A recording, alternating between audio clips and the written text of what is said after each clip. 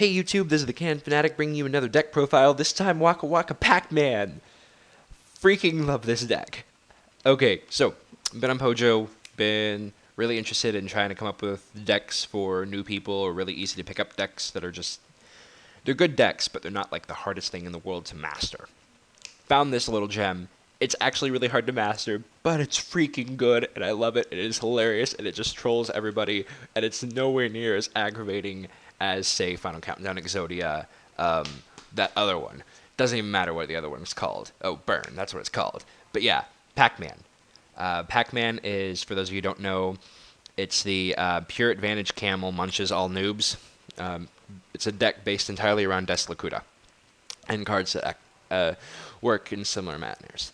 It's not so much a deck of beating your opponent over the head with a ton of power, as it is getting so much advantage that your opponent can't overcome it, and then just wiping the floor with them. So, here's the deck. I took it straight from the creator. It's complete neck deck, but definitely want to get it spread out. Not enough people know about it, so definitely want to throw it out there for everyone.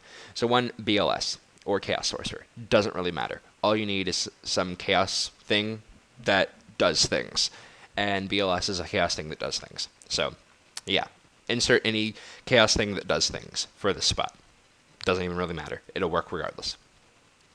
Triple Deslakuta, Draw Engine. You will get to draw off these things. You will draw more than you want to draw off these things. You will draw through your deck on these things. You will lose drawing too much with this card. It happened to me twice. It's wonderful. One Grand Mole, and I know you don't have to use the effect, but still, I mean, the duels will be going on so long you won't even realize that you'll end up dooming yourself to losing the game by decking out. It's just a great card. Just trust me, this deck is freaking amazing. Okay, then one Grand Mole, because Grand Mole is annoying as hell, and everyone hates it, and that's why you should play it, because everybody hates it. 3 Spirit Reaper, because more people hate Spirit Reaper than hate Grand Mole, and you're only allowed 1 Grand Mole, but you're allowed 3 Spirit Reaper, so use 3 Spirit Reaper. They'll never get around it. It's amazing.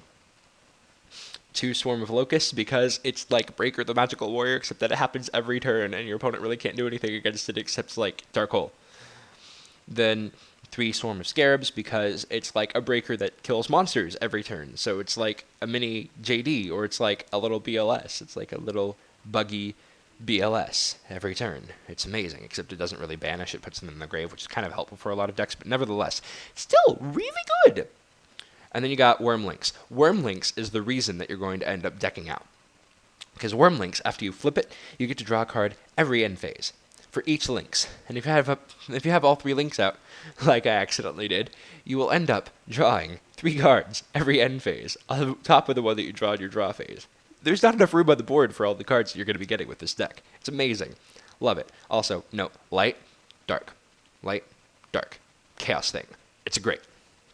1 Book of Moon, because what's better in a deck where everything gets effects by flipping than a Book of Moon?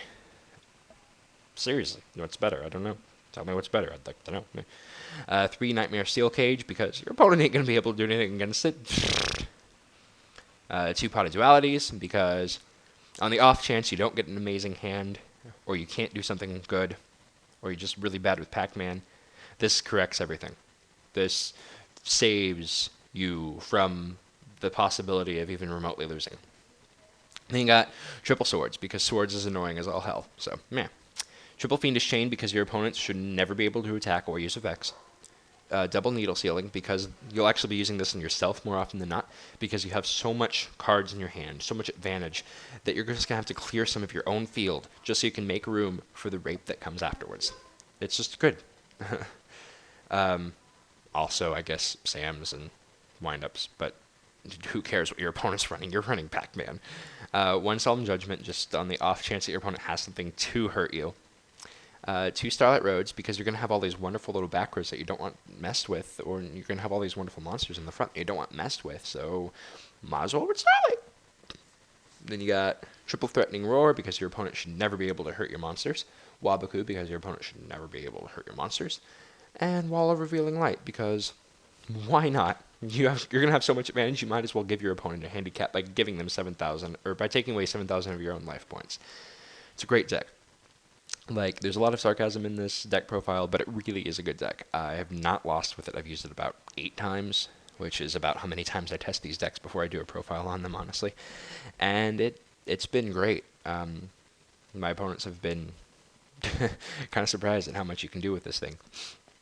No side because I haven't made in real life. No extra, which is a horrible fallacy on my end. Honestly, this extra should be filled with all sorts of Exceeds and maybe even some Synchros. Perhaps put a Monster Reborn in the main deck, and you can take one of your opponent's tuners and sync with it all that you really want. And of course, put some Stardust Dragons in there because you got Starlight Road. It's just a really good deck. Check and make sure. Yeah, none of these are tuners.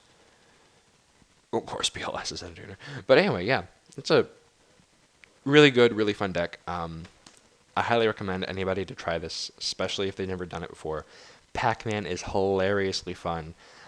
Just make sure that if you ever play Pac-Man, you know that the acronym stands for Pure Advantage Camel Munches All Noobs, because people will be asking what this deck is. And when you say Pac-Man, they're going to ask what, and then you'll be able to answer, and then you'll be like, haha, I'm smarter than you, I know this game so much better, and I'm using this wonderful deck that relies on flipping monsters the entire time. It's like a little waltz of flippage. A waltz of flippage, guys. This deck is a waltz of flippage. Who doesn't want that? A waltz of freaking flippage. Okay, just play it. Just trust me on this. Trust me this once. Play it. Then tell me all your success stories in the thing below the screen of the viewing, which I believe is called the comment section.